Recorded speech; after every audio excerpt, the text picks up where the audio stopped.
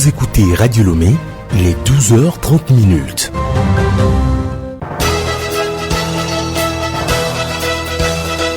Le journal Solim Lemo. Radio Lomé, midi 30 de ce 3 juillet 2025. Auditeurs, merci d'être au rendez-vous. Le sommaire pour commencer. Le monde entier observe ce 3 juillet la journée internationale sans sac plastique. Une occasion pour sensibiliser sur les effets néfastes du plastique. Magazine à l'honneur, la culture du maïs. Qu'en faire la récolte du maïs? Ce sera l'essentiel développé par Odette Pira dans le magazine agricole. Et puis sport, football, préparatif du tournoi UFOAB des moins de 20 ans au Ghana. Les éperviers juniors sont en stage. Ils ont remporté leur premier match test mardi dernier à Lomé face à Miabekan, 3-2.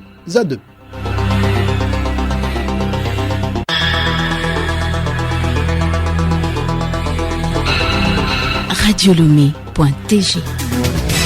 Bonjour. Les deuxièmes élections municipales de l'ère démocratique du Togo auront lieu le 17 juillet prochain. Et pour y aboutir, la campagne électorale a démarré depuis le 1er juillet dernier. Les partis politiques, regroupements de partis politiques et candidats indépendants sont depuis 3 jours dans les arènes pour convaincre la population. Ils dévoilent et défendent leur programme pour s'assurer la charge de la gestion des collectivités locales au soir du 17 juillet 2025. Le processus électoral sera sécurisé par la force FOSEM 2025.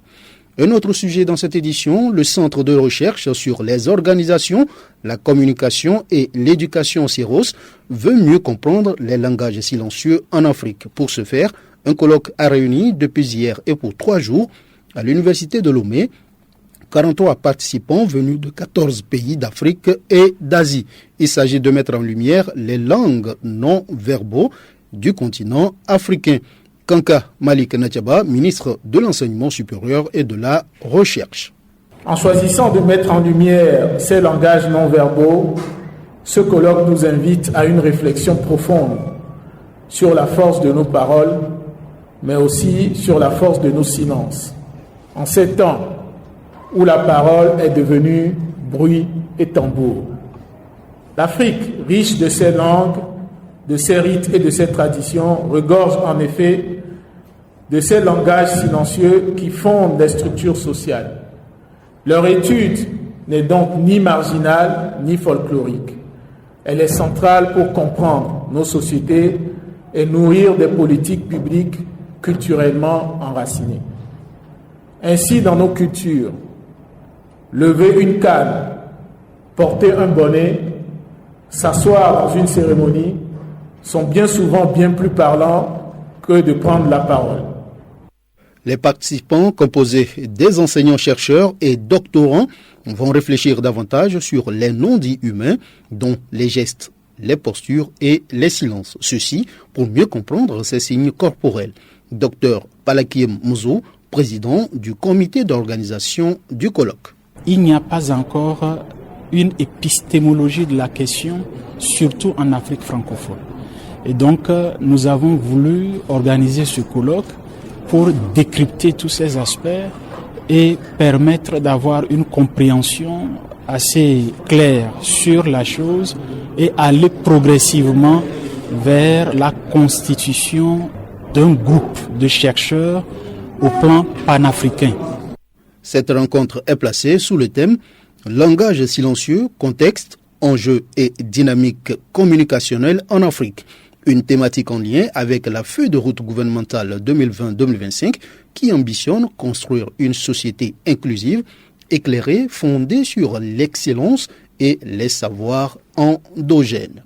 Rapport sur l'avancement de la mise en œuvre des objectifs de développement durable ODD, United Nations Sustainable Development Solution Network, SDSN, en français, Réseau de solutions pour le développement durable des Nations Unies, a dévoilé son contenu. L'essentiel à retenir avec Hervé Sebonou. Le rapport met en avant qu'à l'échelle mondiale, aucun ODD ne devrait être atteint en 2030. Ceci est dû au rythme actuel des différentes avancées, avec toujours moins de 20% des cibles sur la bonne voie pour être atteintes en 2030, selon le SDSN. Ce constat est particulièrement pour les ODD 2.0 et ODD 11. Le rapport insiste sur le besoin urgent de repenser l'architecture financière internationale pour contribuer à l'atteinte des ODD. Le financement des opérations des Nations Unies est aussi évoqué comme une priorité. L'augmentation des financements directs des États membres en faveur des ODD et la mise en œuvre des mesures fiscales nécessaires à l'atteinte sont ainsi recommandées. Le classement inclut tous les 193 États membres des Nations Unies, mais seuls 167 pays ont suffisamment de données pour être classés. Le journal Solim Lemo. Hors du Togo, le Premier ministre indien Narendra Modi s'est rendu en visite officielle hier au Ghana pour la première fois depuis 30 ans. Reçu par le président ghanéen John Dramani Mahama, Narendra Modi a profité pour renouer des relations bilatérales vieilles de plus d'un demi-siècle avec un pays riche en ressources et considéré comme un modèle de démocratie stable sur le continent africain. Au cours de cette visite, les deux pays ont par ailleurs signé 3 accords portant respectivement sur l'industrie pharmaceutique, les échanges culturels et la poursuite des travaux d'une commission mixte permanente destinée à renforcer les liens diplomatiques entre Accra et New Delhi. Guinée, le contenu du projet de nouvelle constitution a été rendu public par les autorités de transition. Le document a été présenté en début de semaine à la télévision nationale. Le dit projet de nouvelle constitution fait apparaître quelques nouveautés comme l'allongement du mandat présidentiel renouvelable une fois. Celui-ci passe de 5 à 7 ans. On note aussi la création d'un Sénat et d'une Cour spéciale de justice de la République chargée de juger le chef de l'État et les ministres pour des faits de haute trahison. Page magazine de cette édition, la journée internationale sans sac plastique est observée chaque 3 juillet de tous les ans. Elle permet de sensibiliser sur les effets néfastes des sacs plastiques. Est-ce que l'on peut se départir du sac plastique aujourd'hui? Bema Gado, directeur exécutif de l'ONG STAD, Sciences et Technologies africaines pour un développement durable, répond. Non, à mon avis, si on considère le plastique dans sa globalité, on ne peut pas dire qu'on peut vivre sans le plastique. C'est impossible, puisque le plastique se retrouve dans tous les aspects de la vie quotidienne. Dans tous les aspects. Le transport, il y a des parties du véhicule qui sont en plastique. Parce que si on veut faire tout le véhicule en fer ou en aluminium, en d'autres matériaux, il serait difficile d'avoir des véhicules moins chers dans le bâtiment. Nous avons des plastiques, notamment dans la plomberie, dans les câbles électriques que nous utilisons, les gaines des fils électriques sont constitués de plastique. Parce qu'il n'y a pas de meilleur isolant que le plastique. La problématique autour du plastique commence lorsque son utilisation devient abusive et inappropriée. Bema Gado. Le plastique aujourd'hui se retrouve être incontournable. Maintenant, les plastiques qui posent réellement le problème, c'est des plastiques à usage unique. Le mode de consommation, le mode de gestion, les sachets ne sont pas destinés à être utilisés, par exemple, avec des aliments chauds. Parce que le plastique contenant des éléments chimiques, lorsque vous utilisez des aliments chauds à l'intérieur, c'est la décomposition. La température entraîne la décomposition du plastique. Une décomposition chimique, donc qui va être incorporée à votre aliment. Au-delà des ennuis de santé, le plastique est un casse-tête chinois dans la préservation de l'environnement. Et cette journée internationale sans sac plastique appelle donc à l'action. Les meilleures attitudes pour inciter à l'action avec Ouro Lowang, Ilian, ingénieur éco-hydrologue.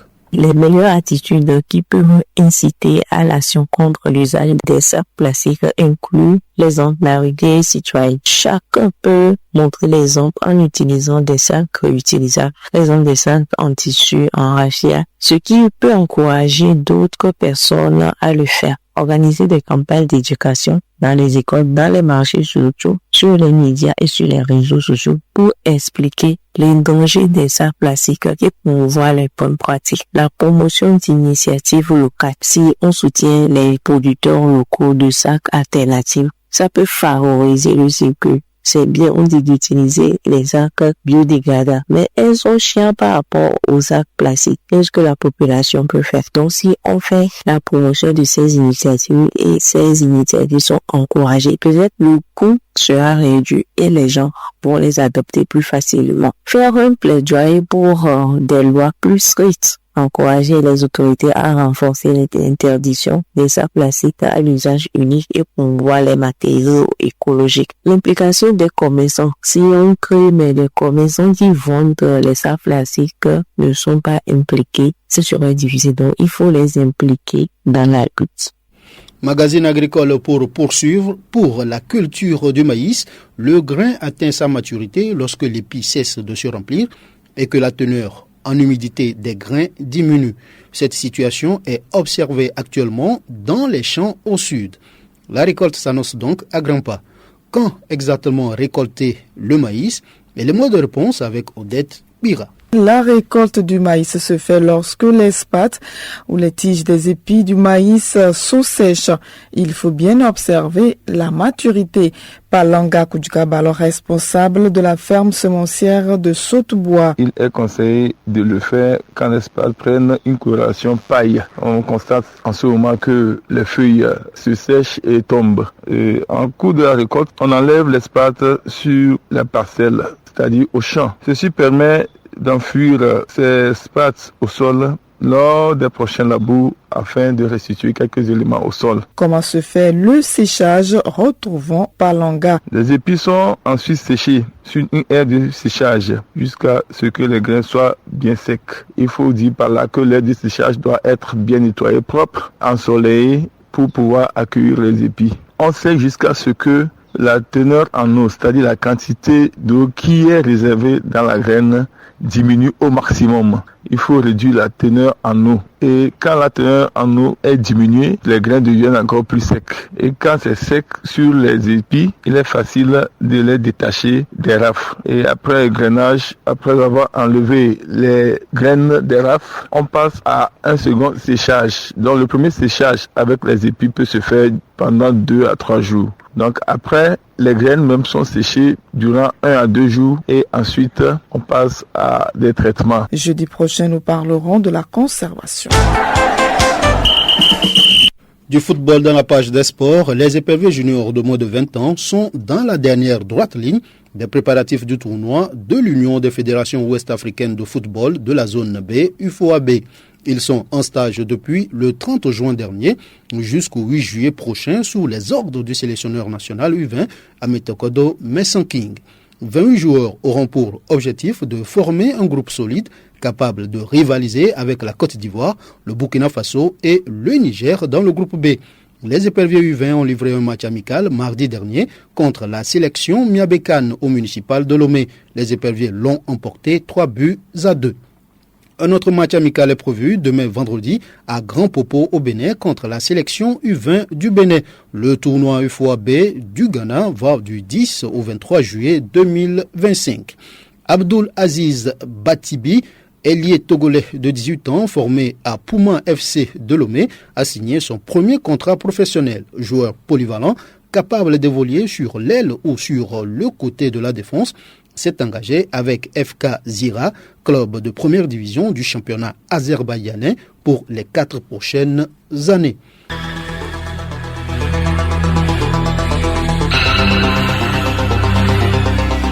Ainsi s'achève cette édition. Le monde entier observe ce 3 juillet la journée internationale sans sac plastique.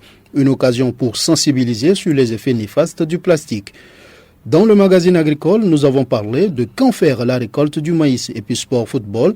Préparatifs du tournoi UFOAB des moins de 20 ans au Ghana, les éperviers juniors sont en stage. Ils ont remporté leur premier match test mardi dernier à Lomé face à Miabekane 3-2. Auditeurs de Radio Lomé, ensemble agissons pour un avenir sans pollution plastique, car un simple geste aujourd'hui peut sauver la planète demain.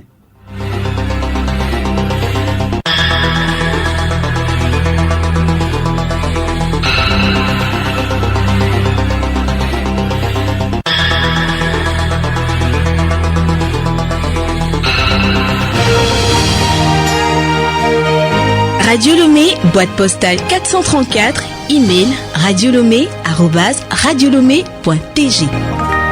radiolomé.tg